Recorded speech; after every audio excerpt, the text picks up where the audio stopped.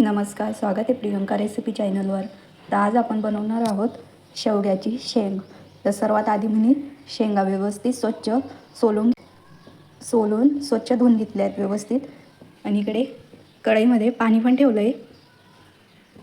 2 ते 3 पाण्याने व्यवस्थित स्वच्छ धुवून घ्यायच्या शेंगा.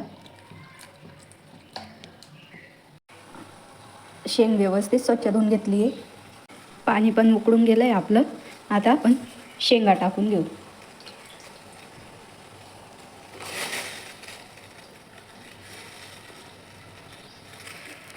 शेंगा व्यवस्थित शिजवून घ्यायचे आहेत आपल्याला. हे बघा, इकडे मी वाटण घेतलं आहे. टमाटा, खोबरं, कोथिंबीर हे व्यवस्थित भाजून घेणार आहे मी. इकडे आपली शेंग पण शिजली आहे. गॅस बंद करते, मसाला भाजून घेला. आता हे बघा, मी खोबरं भाजून घेतलं आहे. आता बारीक करून घेणार आहे मिक्सरमधून.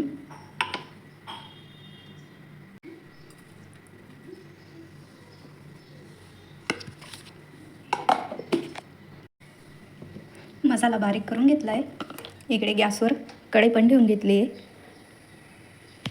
कढई व्यवस्थित गरम होऊ देऊ. कढई गरम झाली आहे, तेल टाकून घेते. तेल गरम झालं आहे, जिरे टाकून घेते. जे आपण वाटण बनवलं होतं खोबरं टोमॅटोचं, ते पण टाकून घेते.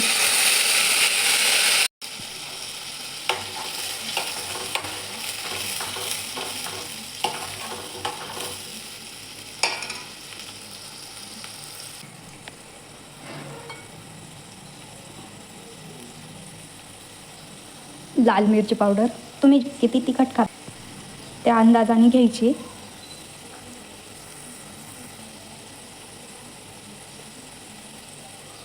हळद, मसाला,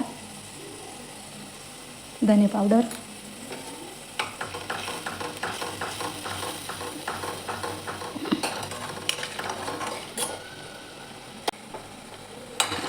पूर्ण तेल सुटेपर्यंत मसाला व्यवस्थित भाजून घ्यायचा आहे.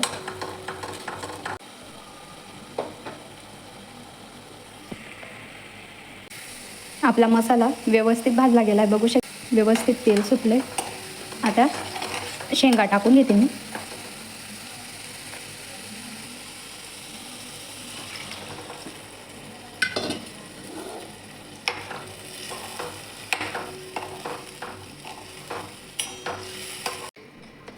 चवीप्रमाणे मीठ पण टाकून घेऊ.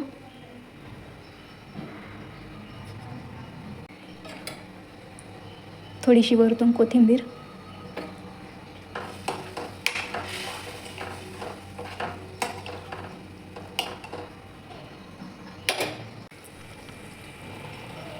दोन ते 3 मिनिटं व्यवस्थित शिजवून घ्यायची फुल गॅसवर. आपण सुक्कीच भाजी बनवणार आहोत म्हणून पूर्ण आटवून घ्यायचं आहे.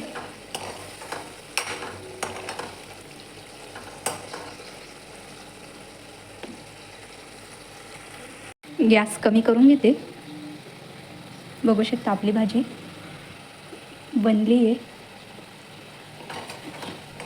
आता हे बघू शकतात. गॅस बंद करून घेते.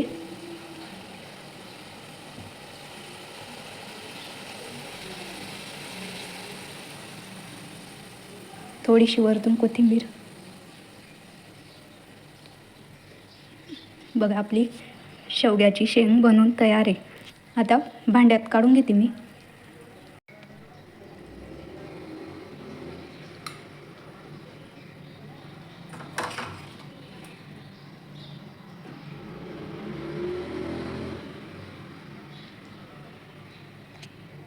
ही बघा, आपली शेवग्याची शेंग बनवून तयार आहे, बघू शकतात. रेसिपी कशी वाटली कमेंटमध्ये नक्की सांगा. भेटू एका नवीन रेसिपीसोबत. तोपर्यंत बाय.